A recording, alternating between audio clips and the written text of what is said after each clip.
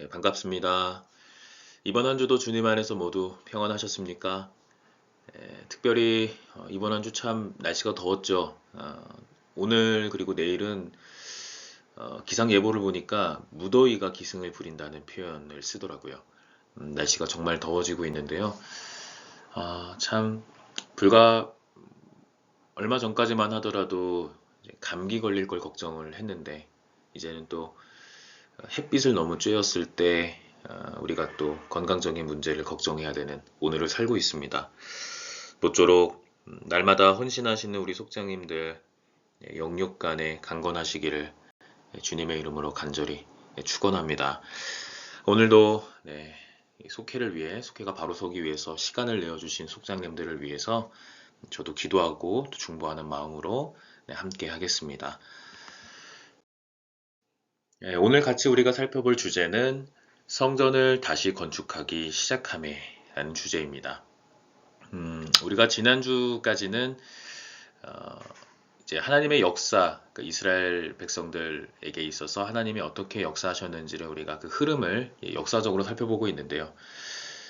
바벨론 포로 시대에 관한 본문들을 우리가 지난주까지 살펴보았습니다. 그런가 하면 이번 주부터는 이제 바벨론 포로가 끝나고 나서 이후의 시대, 성경적으로 이야기한다면 이제 바사 시대, 페르시아 시대에 이제 있었던 사건들을 우리가 그 사건에 대한 본문들을 가지고 우리가 살펴보게 될 거고요. 페르시아 시대, 다시 말해 바사 시대의 유다 백성들에게 있어서 가장 큰 신앙의 화두는 예루살렘으로 귀환하여 그 무너진 성전을 다시 재건하는 일이 가장 중요했던 그 신앙적인 화두였고요. 또 가장 중요했던 문제였습니다. 그래서 오늘 우리가 살펴볼 본문은 성전이 다시 재건되는 그런 과정에 대해서 이제 묘사하고 있는 본문이 됩니다. 그러니까 여러분들 한번 같이 살펴보시고 어떻게 무너졌던 성전이 다시 세워지는지 그 일을 위해서 이제 애썼던 예언자들 그리고 그 일을 실행하기 위해 하나님의 도구로 사용되었던 인물들을 통해서 우리 역시도 신앙적으로 이제 신앙적인 질문과 신앙적인 답을 찾을 수 있는 시간이 되었으면 좋겠습니다. 네, 오늘의 목표입니다. 학개와 스가랴가 전한 예언으로 어떤 일이 일어났는지에 관해 알아봅니다. 제가 한번 유인물 첫 부분 읽어보겠습니다. 예언자 학개와 스가랴는 유다와 예루살렘에 거주하는 사람들에게 하나님의 이름으로 말씀을 선포했습니다. 그들의 선포로 16년 동안이나 중단되었던 성전 공사가 다시 시작되었습니다. 이 일에 반대하는 사람들도 있었지만 말씀을 들은 백성들은 힘을 모아 성전 건축에 최선을 다했습니다. 오늘의 한 구절입니다.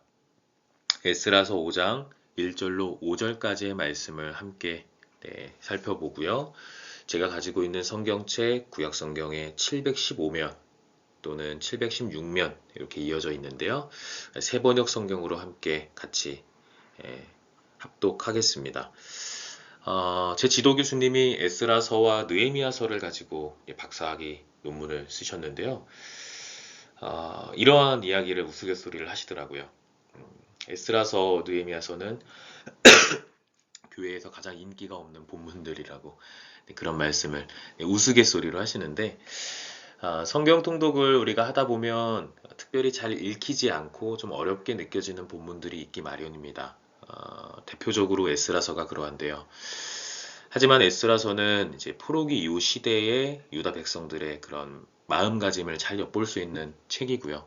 더 나아가 포로 시대 이후에 다시금 무너졌던 성전이 재건되는 그런 과정을 아주 잘 묘사하고 있는 책이므로 우리가 꼭 건너뛰지 않고 묵상을 해야 되는 책입니다. 특별히 5장 1절부터 5절까지의 말씀만 우리가 함께 살펴보겠습니다. 우리 같이 유인물 참조하시면서 다 같이 합독하겠습니다. 그때 학계 예언자와 이또의 아들 스가랴 예언자가 자기들이 받들어 섬기는 이스라엘의 하나님의 이름으로 유다와 예루살렘에 사는 유다 사람들에게 예언을 하기 시작하였다. 같은 때에 스알디엘의 아들 스룹바벨과 요사닥의 아들 예수아가 예루살렘에 있는 하나님의 성전 건축 공사에 착수하였다. 하나님의 두 예언자도 그들을 도왔다. 바로 그때에 유프라테스강 서쪽 지방의 다뜨네 총독이 스달보스네와 동료 관리들을 데리고 그들에게 와서 누가 그 성전을 다시 지으라고 하였는지, 누가 성벽 공사를 마치라고 하였는지를 물었다. 그들은 또한 성전 재건을 돕는 사람들의 이름도 밝히라고 요구하였다. 그러나 하나님이 유다의 원로들을 돌보아 주셨으므로 아무도 그 일을 막을 수 없었다. 페르시아 관리들은 이 일을 다리우스 왕에게 알리고 회답을 기다리는 수밖에 없었다. 아멘. 오늘 우리에게 주시는 하나님 말씀이고요. 저는 특별히 이 에스라서 5장 1절부터 5절 가운데 5절의 말씀에서 하나님이 돌보아 주셨으므로 아무도 그 일을 막을 수 없었다라는 부분이 참 마음에 와닿는 부분이었어요. 하나님이 행하시면 아무도 막을 수 없습니다. 하나님의 계획을 아무도 막을 사람은 없습니다. 여러분을 향한 하나님의 섭리와 계획이 분명히 있을 것이고요. 하나님이 하시기로 결단하시면 그 어떤 세상의 질서와 기준들이 막을 수 없습니다. 여러분의 삶이 또 여러분들의 그 삶의 여정이 날마다 하나님의 계획 가운데 있는 줄을 믿습니다. 여러분들의 삶이 날마다 축복받는 인생이 되기를 간절히 소원합니다. 오늘 한 구절 묵상입니다. 우리 공과 56페이지부터 58페이지 참고하시면 되겠고요. 특별히 두 가지 물음을 토대로 우리 한번 살펴보고 성전이 어떻게 다시 건축되는지 그리고 학개와 스가랴의 예언이 어떻게 성취되는지를 한번 살펴보도록 하겠습니다. 네, 첫 번째입니다. 사명을 기억하게 하셨습니다. 이스라엘 백성이 포로 시대 70년을 마무리하고 예루살렘으로 돌아가 시작했던 성전 건축은 사마리아 사람들의 방해로 중단되었습니다. 기초만 놓은 채 외부의 압력으로 멈추었던 성전 건축은 시간이 흐를수록 더 힘들어졌습니다. 네, 이스라엘 백성이 포로 시대를 70년을 보내요. 그리고 나서 이제 바벨론의 그 옥살이로부터 풀려나게 되는데 이 포로 시대 70년을 마무리하고 하나님이 이제 다시금 이스라엘 백성들의 고향으로 예루살렘으로 돌아오게 하시는데 도구로 삼았던 왕이 바로 이 페르시아 왕이거든요. 바사 시대 바사 왕이거든요. 포로 시대 70년이 주전 587년부터 6년부터 시작을 해서 이때 이제 예루살렘 성이 함락되고 불에 타고요. 그리고 이제 이스라엘 백성들이 바벨론으로 끌려가게 되죠. 이후로 이제 538년이 되면 바벨론 제국을 이 페르시아 제국이 이제 멸망을 시킵니다. 이제 그러면서 페르시아 제국의 왕이 이제 종교적인 자유를 줘요. 그러면서 유다 백성들이 다시금 고국으로 돌아오게 되는 그런 역사적인 상황을 우리가 알 수가 있고요. 이런 가운데 이제 하나님께서 하셨던 말씀, 사명을 다시금 기억하게 하셨고 그걸 실행에 옮기도록 하셨다는 거죠. 하지만 이제 기초만 놓은 채 성전 건축이 빨리 이루어지지 못하고 시간이 계속 가는 상황 속에 있었던 거예요. 오늘 본문의 상황이 그렇습니다. 모두가 포기하고 현실에 주저앉아 있을 때 학개와 스가랴 예언자가 하나님의 예언을 전한 것입니다. 학개와 스가랴 예언자의 공통점은요, 포로기 이후 시대에 활동했던 예언자고요. 여기에 한 명을 더 꼽으라면 이제 말라기, 구약성경 마지막 책이죠. 말라기서를 집필한 것으로 전해지는 예언자 말라기가 이제 포로기 이후 예언자들입니다. 이 세 명의 예언자가 그렇고요. 이 세 명의 예언자가 가지고 있는 관심은 이제 성전이 재건되는 과정, 그리고 성전이 재건된 이후에 이스라엘 백성들이 어떻게 예배 생활을 하고 있는지에 대해서 깊은 관심을 가졌어요. 다음에 그 내용이 나오죠. 먹고 사는 문제와 현실의 문제에 매여 있던 백성들. 먹고 사는 문제가 우선이 되고 현실이 더 먼저가 되면 이제 신앙이 흔들리기 마련입니다. 그런 가운데 우리가 꼭 지키고 생각하고 바라봐야 될 것이 하나님의 말씀인데, 하나님의 명령인데, 우리가 그것을 좀 등한시 여기는 경우가 많지요. 그것은 예나 지금이나 마찬가지입니다. 학계 시대에 학계의 눈에 비친 유다 백성들도 먹고 사는 문제와 현실의 문제 앞에 봉착을 해서 하나님의 명령을 이제 잊고 살거나 이제 우선순위로 여기지 않고 살아갔던 모습을 보이고 있다는 거죠. 그런 가운데 하나님께서 행하시는 그 사명, 하나님이 맡기신 사명을 감당해야 한다고 이제 그것을 강조했던 예언자가 바로 학개 예언자고요. 스가랴 예언자도 마찬가지입니다. 지도자인 총독 수룹바벨과 대제사장 예수아가 먼저 사명을 발견하고 중단된 성전 건축을 다시 시작했습니다. 많은 사람들이 하나님의 명령을 따르지 않거나 혹은 그것을 지키지 않고 머뭇거리고 있을 때 한 두 사람은 먼저 사명을 발견했고 그 사명을 통해 자신의 삶을 드리는데 결단을 했던 인물들이 있다는 거죠. 대표적으로 오늘 본문에 나타나듯이 총독 수룹바벨과 대제사장 예수아가 그 인물입니다. 수룹바벨은 유다 왕족 출신이고요. 성전을 다시 재건하는데 혁혁한 공을 세웠던 인물입니다. 그래서 학자들은 그 무너진 성전, 다시 지어진 성전을 다른 말로 수룹바벨 성전이라고도 말을 해요. 제2 성전이라고도 말을 하고요. 그만큼 성전이 재건되는데 아주 큰 공을 세웠던 하나님의 도구로서 큰 공을 세웠던 사람이 바로 수룹바벨이고요.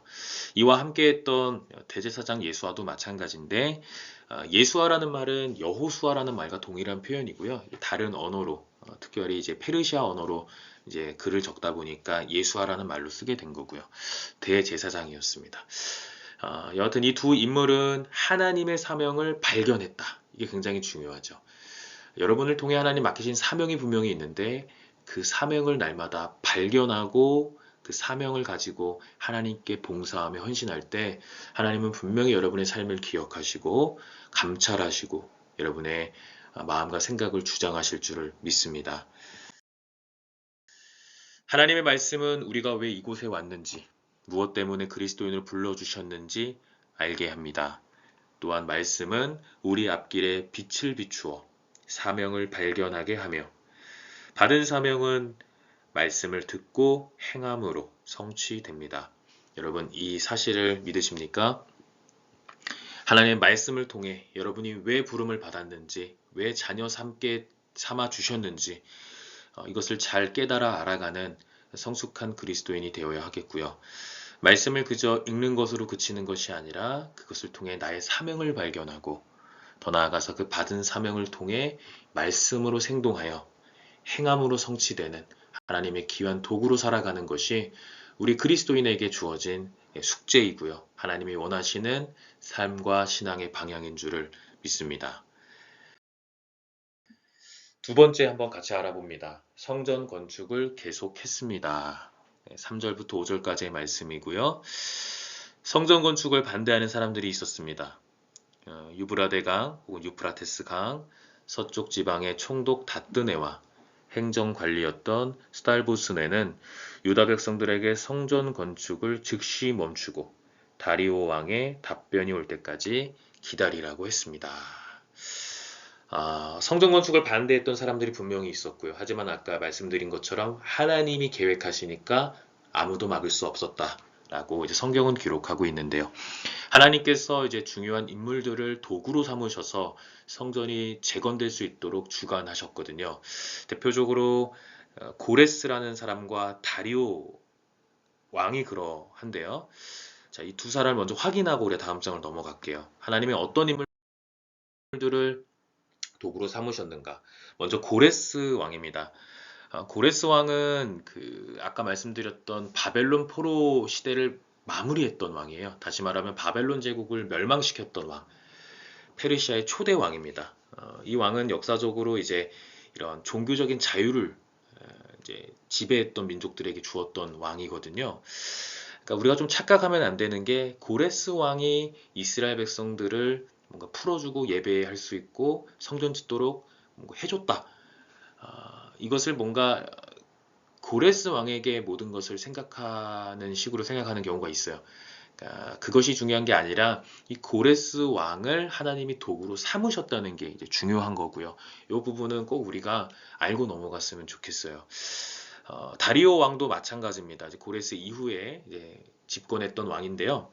이 두 왕의 공통점은 유다 백성들이 이제 귀향하는 것, 그리고 성전을 재건하는데 이제 도움을 주었던 하나님의 도구들입니다. 이 점을 우리가 기억하고요. 그럼에도 불구하고 성전 건축을 반대했던 사람들이 있었고요. 하지만 하나님의 계획은 분명히 성취되어야 하고 실현되어야 하는 계획이었기 때문에 아무도 막을 자가 없었다라는 게 이제 하나의 포인트가 됩니다. 자, 한번 다시 읽어보겠습니다. 그들은 고레스가 죽은 뒤 새로 즉위한 다리오 왕에게 성전 건축이 합법적인지 묻고자 했습니다. 앞서 말씀드렸던 다뜬의 총독과 스달보스네를 이야기하는 거죠. 하지만 유다 백성들은 멈추지 않았습니다. 그들은 하나님이 주신 사명을 마음에 품고 담대하게 공사를 이어갔습니다. 이처럼 사명을 감당하는 사람들에게는 영적 방해가 있고 이로 인해 넘어지거나 쓰러질 수 있습니다. 하지만 인간적인 생각에 주저앉거나 포기하면 하나님의 뜻을 이룰 수 없습니다. 악인은 재앙으로 말미암아 망하더라도 우리는 하나님이 주시는 힘으로 7번 넘어지더라도 다시 일어나 주의 사명을 감당할 수 있습니다. 사명을 감당하는 특별히 사명으로 정말 하루하루를 살아가시는 성도님들의 삶을 보면 그렇게 굴곡이 없을 수가 없어요. 제 주변에도 많은 분이 사명을 감당하려고 애쓰시는데 그러면 그럴수록 자꾸 뭔가 방해되는 요소들이 생기고 뭔가 더 돌아가게 되는 상황들을 만나고 그런 상황들 때문에 힘들어 하시는 분들도 많이 만났고요. 뭐 저는 제 가족 저 개인적인 상황이라 말하기 좀 그렇지만 저희 가정 상황도 그랬고요. 이것을 이제 유인물에서는 영적 방해라고 표현을 했는데 왜 하나님을 믿는 사람들이 오히려 더 넘어질까? 왜 더 쓰러질까? 이것이 참 신앙생활을 하는 내내 우리에게 참 이해되지 않고 때때로 좀 어렵게 느껴지는 부분이죠. 하지만 예수님의 삶을 우리가 잘 생각해 보면 좋을 것 같습니다. 예수님은 정말 많은 것을 누릴 수 있는 분이셨음에도 불구하고 이제 빌립보서 2장의 말씀처럼 자기를 비워내셨거든요. 자기를 비우시고 스스로 종의 형체를 가지셨던 분이잖아요. 단 하나의 이유 때문에 그랬죠. 그것은 십자가에 달려 인류를 구원하시기 위한 그 하나님의 사명, 하나님의 사역을 감당하시기 위한 그 하나의 그 목적 때문에 예수님께서는 모든 것을 다 내려놓으시고 포기하신 분인데 우리가 주저앉을 때 우리의 사명이 정말 하나님을 위한 하나님의 나라를 세워가는 그 사명인지를 정말 곱씹어 봤으면 좋겠습니다. 나의 입술이 뭔가 불평과 불만이 섞여 나올 때마다 내가 정말 하나님이 맡기신 사명을 온전히 감당하고 있는지도 다시 한번 생각해 봤으면 좋겠습니다. 예수님은 분명히 하나님께 간구하셨죠. 나의 원대로 마옵시고 아버지의 원대로 되기를 원합니다. 목숨을 내어놓는 한이 있더라도 말입니다. 여러분이 하나님 보시기에 아름다운 의인의 모습으로 살아가고 있다면요. 여러분은 망하지 않습니다. 잠언 24장 16절의 말씀처럼 같이 읽어볼까요? 대저 의인은 7번 넘어질지라도 다시 일어나려니와 악인은 재앙으로 말미암아 엎드러 지느니라. 7번 넘어지더라도 다시 일어날 수 있는 힘을 주시는 분이 바로 하나님입니다. 이스라엘 사람들에게 있어서 성경 안에서 7이라는 숫자는 완전한 숫자를 의미하거든요.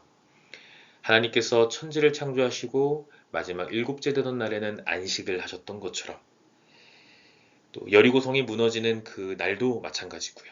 그러니까 7이라는 숫자는 이제 성경에서는 완전함을 의미하고요. 그렇기 때문에 하나님은 하나님의 자녀로 살아가길 원하는 의인들, 의롭다 하심을 받은 사람들의 그 사명을 기억하시는 분이고요. 그 사명을 발견하고 감당하려고 애쓰는 자녀들을 하나님의 방법으로 완전히 세워가시고 또 하나님의 방법으로 완전히 이끌어 가신다는 사실을 우리가 꼭 기억해야 하겠습니다. 여러분의 삶이 부단히 어렵고 낙심되는 순간들을 만난다 할지라도 7번 넘어지더라도 주님의 사명을 잊지 마십시오. 또 주님의 사랑을 잊지 마시기 바랍니다. 말씀을 잊지 마시고요. 그런 여러분들에게 하나님은 다시금 일으켜 세우셔서 주의 사명을 감당하실 수 있도록 이끌어 가실 뿐만 아니라 여러분의 삶 속에 여러분의 근심과 여러분들의 마음에 담고 있는 그런 어려움들을 주님께서 당신의 방법으로 하나님의 뜻으로 세워가 주실 줄을 믿습니다. 네, 나눔 노트 다 같이 한번 확인하고요. 그게 두 가지 주제 가지고 살펴보겠습니다. 첫 번째는 여러분의 사명은 무엇입니까? 입니다. 교회 안에서 그리고 교회 밖에서 하나님이 여러분에게 맡기신 사명은 무엇입니까? 굉장히 많이 들어봤을 법한 질문이지만 여러분에게 맡기신 하나님의 사명을 그렇다라고 이것이라고 대답할 수 있는 성도님들이 생각보다 많지 않을 수 있습니다. 그렇기 때문에 나의 사명은 무엇일까를 정확하게 알고 있는 게 중요하거든요. 그래서 이 부분에 대해서 한번 같이 고민해 봤으면 좋겠어요. 첫 번째 질문에 대한 저의 대답을 말씀을 드린다면 저는 어렸을 때부터 제 어머니가 저에게 그런 말씀 많이 하셨어요. 우리 아들은 이제 신앙의 젖을 먹여 키운 아이라고 이런 말씀 많이 하셨거든요. 신앙의 젖을 먹여 키운 아이. 그래서 저는 어느 자기소개서라든지 이런 걸 쓰면요. 제 첫 글이 시작하는 첫 그 글귀, 뭐랄까요? 부제라고 할까요? 그게 꼭 그거예요. 신앙의 젖을 먹고 자란 아이. 이렇게 시작을 해요. 신앙생활을 잘 하려고 애쓰셨던 부모님 밑에서 자란 제가 주의 종으로 이제 살아갈 수 있는 그런 특권을 누리게 되었고요. 그런 가운데 제가 늘 하나님 앞에 기도했던 것은 다른 것은 몰라도 이제 말씀 읽고 말씀을 통해 살아가고 혹은 말씀을 통해 성도님들과 또 내가 만나는 사람들과 신앙을 나누고 은혜를 나눌 때 말씀을 잘 전하는 그런 목회자가 되고 싶다는 고백을 많이 했었어요. 하나님께서는 이제 선한 방법으로 저를 아주 작은 그릇에 불과한 저를 뭐 교회와 또 이런 협성대학교와 여러 가지 상황 속에서 하나님은 하나님 말씀을 전할 수 있는 그런 목회자로서 세워주시고 있다고 믿습니다. 이 사명을 잘 감당하기 위해서 제게 주어진 숙제는 당연히 말씀을 올바르게 묵상하고 올바르게 알아가고 그 말씀대로 살아가는데 게을리하지 않고 전력을 다하는 삶을 살아가야 하는 것이겠죠. 여러분의 사명은 무엇입니까? 그 사명이 하나님 보시기에 정확하게 하나님이 맡기신 사명이 맞습니까?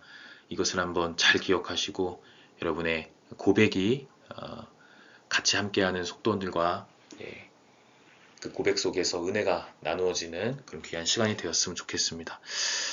두 번째입니다. 교회가 교회되기 위해 여러분이 할 수 있는 일은 무엇입니까? 이 부분에 대해서도 여러분 크고 작은 일이 중요한 게 아니라 내가 섬기고 내가 하는 아주 작은 일이 교회를 세워가고 있느냐, 교회가 교회되도록 만들고 있느냐가 굉장히 중요한 부분이라고 생각합니다. 그러니까 여러분 나름대로 우리가 신앙생활을 하면서 내가 채울 수 있는 부분, 내가 교회를 위해서 할 수 있었던 부분, 그런 부분들이 아마 여러분 마음속에 머릿속에 다 남아 있으실 거예요. 그것을 같이 나누면서 우리 교회를 더 온전히 세워갈 수 있는 그런 귀한 은혜의 시간이 될 수 있도록 성도님들의 생각을 서로 나눠 주셨으면 좋겠습니다.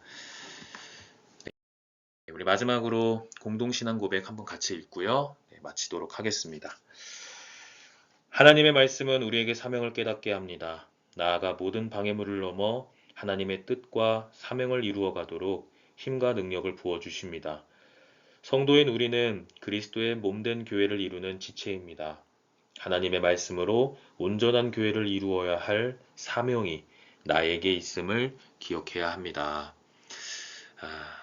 하나님의 사명을 기억하고 이 땅과 이 나라와 특별히 우리 협성대학교회를 세워가는 일에 여러분이 하나님이 맡기신 귀한 도구로서 사명을 감당하셔서 여러분을 통해 우리 교회가 더 온전히 세워져가는 그런 귀한 역사가 일어나는 그런 주님의 자녀들의 삶이 될 수 있도록 기도하겠습니다. 여러분들도 교회를 위해 더 기도해 주시고 함께 해 주시기를 부탁드립니다. 같이 신앙 고백 꼭 나누시고 주님이 일러주신 기도하심으로 속해 마치시면 되겠습니다. 네, 감사합니다. 오늘도 함께 시간을 투자해 주시고 마음을 투자해 주셔서 감사드리고요. 내일 우리가 속회 모임 시에 광고를 다시 할 테지만 우리가 21일, 그러니까 돌아오는 주 주일은 전교인 단합대회로 우리가 함께 이제 오후 시간을 보내려고 합니다. 그래서 담임 목사님과 상의해서 이제 다음 주 주일 속회는 이제 없을 거예요. 그러니까 저희가 모이지 않고 바로 이제 단합대회로 모이는 시간으로 그렇게 보내려고 하니까요. 이 부분에 대해서는 제가 다시 내일 오전 9시 30분 기도실에서 만났을 때 말씀드리도록 하겠습니다. 네, 아무튼 긴 시간 고생 많으셨고요. 남은 시간도 주님 안에서 평안하시고 내일 아침 9시 30분 기도실에서 다시 뵙겠습니다. 네, 감사합니다. 네, 평안한 하루 보내시고요. 내일 뵙겠습니다.